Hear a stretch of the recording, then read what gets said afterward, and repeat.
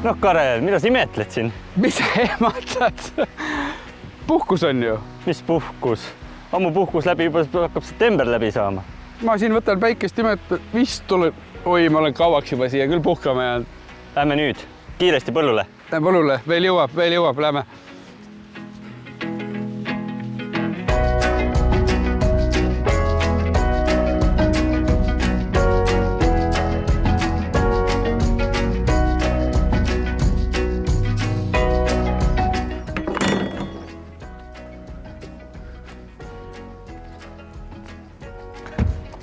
No tere, Jaanus! Oi, tere Tõnu! Tere, Jaanus! Näh, kuu aega tagasi helistasid, hakkan Pärnu rannas sõitma, juba kohal. No läks natukene mõni nädal aega, aga kohale ma jõudsin. Kiired ajad ja no mis sa teed? Kohati ikkagi unistad sellest puhkusest rohkem, et läheb vähe pikale. No ja ega me nüüd nii lähedal ka Pärnule pole. Jah, pikk tee tulla. Oli mul ka kunagi selline auto, võib öelda. Nii, aga oleme nüüd siin Põhara kandis, et millega sa täpselt siin tegeled? Järsku räägid, tutvustad ettevõtted natukene lähemalt, et ma tean, et sa ei tegele ainult ühe asjaga, vaid sa tegeled ikka päris mitmega kohe. Ja ega me Kriimsilmale hundile alla ei jää, et meil on ka 7 ametit, et kasvatame vilja, siis kasvatame kanu, siis kasvatame kõiki 3 lihaveist ja siis kasvatame veel 5 lammast, ehk siis et me oleme sellised palju tegijad. Aga põhiasi on ikkagi viljakasvatus. Loomulikult on meil ka masinäri juures. Me müüme kolleegidele, põllumeestele masinaid, Amazon ja Krone. Ja et ikkagi ka öösel oleks kliente tulemas, siis me siin juba mitmendat aastat teeme Baltikuga koostööd ja anname siis meie juurest välja Baltiku taimekaitsevahendeid. Et põllumehele kuidagi meeldib öösel siis, kui ta näeb, et nüüd tuli puudu. Et siis saab meie juurest juurde võtta. Nagu tavaliselt ikka juhtub, et reede õhtuti või siis nädalavahetusel või siis öösel tuleb midagi natukene grammike puudu ja kui seda vaja on, et siis on väga hea, kui see on kohe siin ju saadaval. Ja ega traktorist kunagi süüdi ei ole, alati ju ikka agronom arvestas valeti, et ja põllud ju paisusid päikese käest suuremaks. Just täpselt. Aga kui suurel pinnal siis ettevõtte maad harib?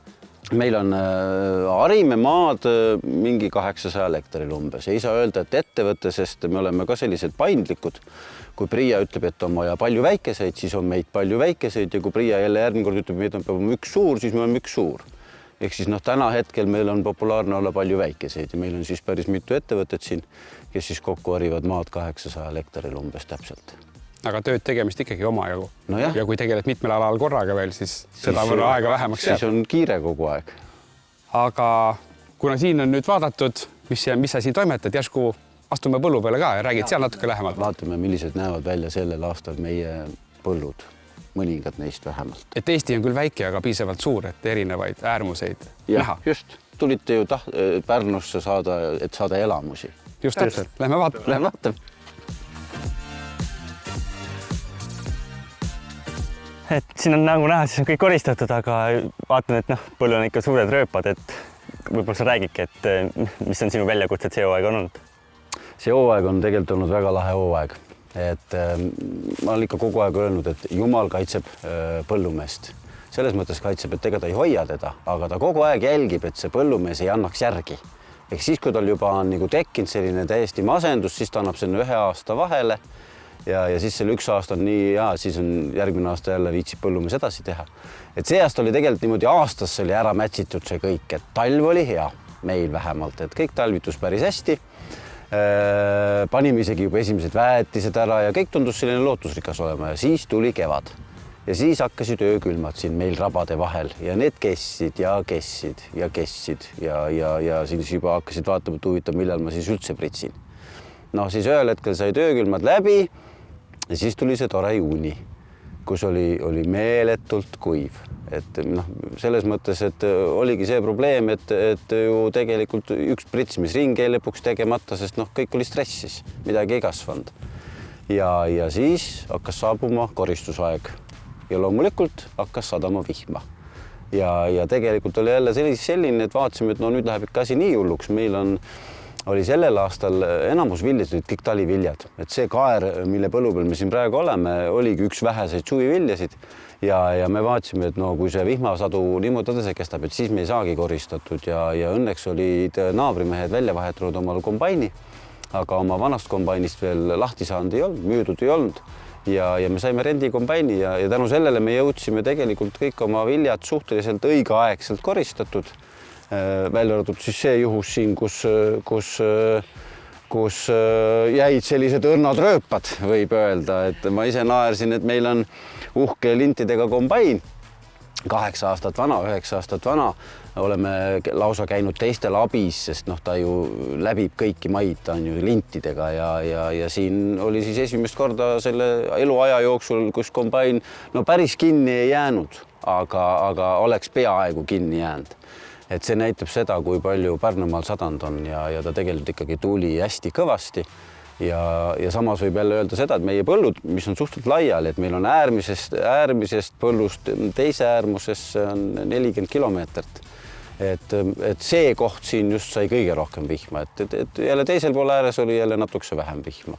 Et on olnud selline eriline aasta. Kõik võimalused on ära jumal kasutanud, küll on ta sind nagu soosinud ja siis on ta sind jälle maha materdanud ja kui sa juba jälle lõid käega, siis ta jälle andis sulle vahepeal ilusat ilma, nagu näiteks praegu. Et 2 nädalat tagasi mõtlesid, et see aasta jäävad vist taliviljad külvamata. Et kõigepealt saatsime põllu peale väetsekülviku, see uppus ära, siis saatsime põllu peale topeltratastega hari, et äkki kuivatab maad ära, see pidi ka peaaegu ära uppuma. No aga nüüd on juba näed, minul on kummikut, teie tulite rannariietega. Me veel saame siin kuiva jalaga kõndida. Et selline tore aasta. No, sa mainidki just vaata neid öökülmasid ja niisugused hästi vahelduvad ilmastikku, et kuidas sa nagu oma taimekaitseplaani kõigepealt nagu planeerid ja kuidas sa siis pärast nagu põllu peal seda nagu rakendad? Taimekaitseplaaniga on nii, et ühelt poolt ju meie käest nõutakse, et me peame kõik nagu ikkagi ühelt poolt planeerima, teiselt poolt me peame kogu aeg jälgima, et kas seal põllu peal seda haigust on ja kas seda putukat on. Et meiega see aasta läks jälle nii nagu peaaegu iga aasta, tegid suured plaanid ära, ostsid kõik taimekaitsevahendid ära ja siis hakkasid mingid tõrked kogu aeg ja nagu ma ütlesin, et see aasta jäi ju üks taimekaitsering täiesti tegemata, et aga see on selline suhteliselt paratamatus, et ma olen küll püüdnud siin müüjatega, taimekaitsevahendi müüjatega vaielda, et ärge nüüd surruge mulle, ma ei taha neid kõiki asju ära võtta, sest kogemus näitab, et midagi jääb ikka üle.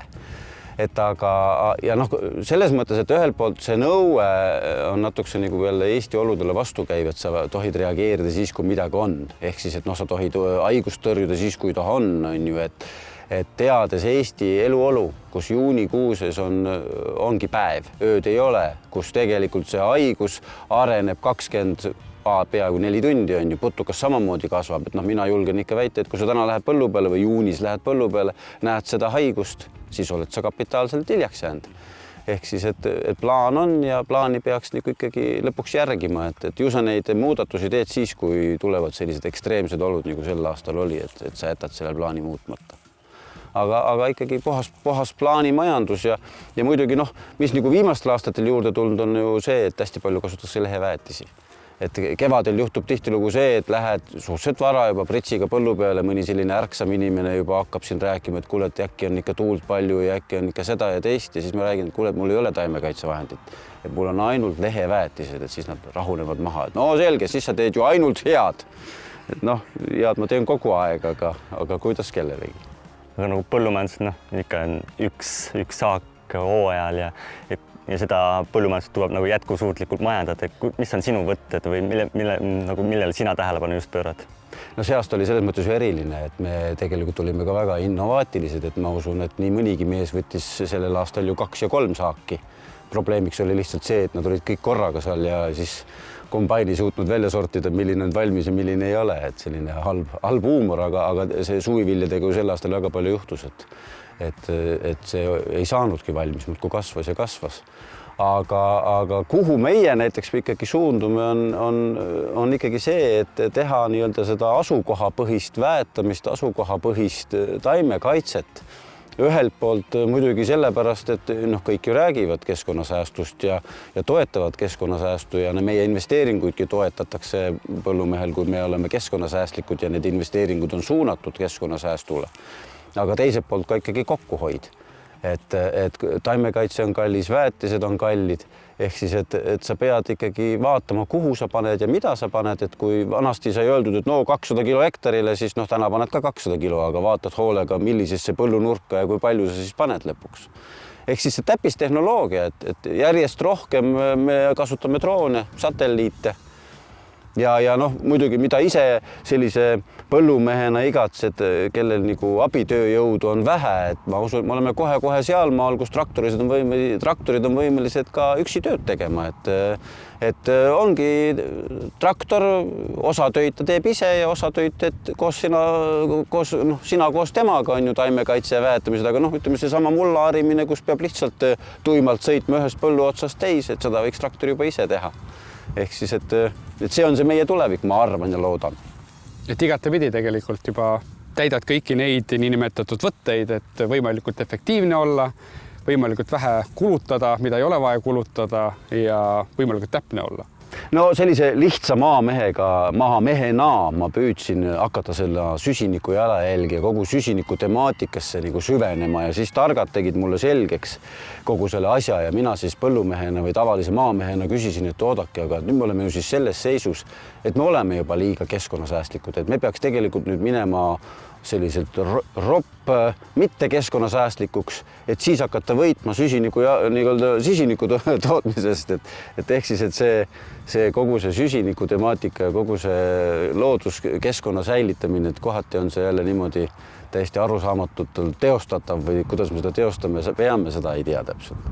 Nii kahjuks ta on, jah. Aga aitäh selle aja eest ja tegelikult aitäh selle väärtusliku info eest, et ma arvan, et siit ikkagi on nagu ikka teisele põllumehtel ka midagi snitti võtta. Aitäh, et pool päeva ära rikkusite, ma saan nüüd pritsima minna. Pole tänu väärt. Aga enne kui me siit ära lähme, siis ma tahtsin su käest küsida, et kas Bayeri kampaaniast oled juba osa võtnud? Ma tean, et Bayer on iga aasta teinud kampaaniaid ja ju me oleme ikka ju saamahimulistena kõikidel kampaaniatel ka osalenud. Aga kuna nagu sel aastal ei ole mina veel kahjuks kuulnud, et mis ma kõik selle eest saan ja mis ma selleks tegema pean, äkki sa räägid mulle siis? Tegelikult see aasta meil kampaania siis kehtib ikkagi 1. jaanuarist kuni detsembri lõpuni, aga kui sa juhuslikult nüüd täidad kampaania vormi ära enne novembri lõppu, siis sa saad sellest 10% lisapunkte. Ehk siis sul on võimalus saada veel rohkem paremaid auhindu. On see siis kinkekaart spaasse, on see siis Euronixi kinkekaart või võimalus hoopis reisima minna. Nii et valik on sinu. Või on mõnel taluperenaisel võimalus veeta Pärnu rannapuhkus järgmine suvi koos sinuga. See, mis just praegu lõppes kuu aega. Selle peale me mõtleme. Aga aitäh pakkumise eest. Aga tore oli, et külla tulite ja järgmise korrani. Aitäh, et vastu võtsid. Järgmise korrani. Jah.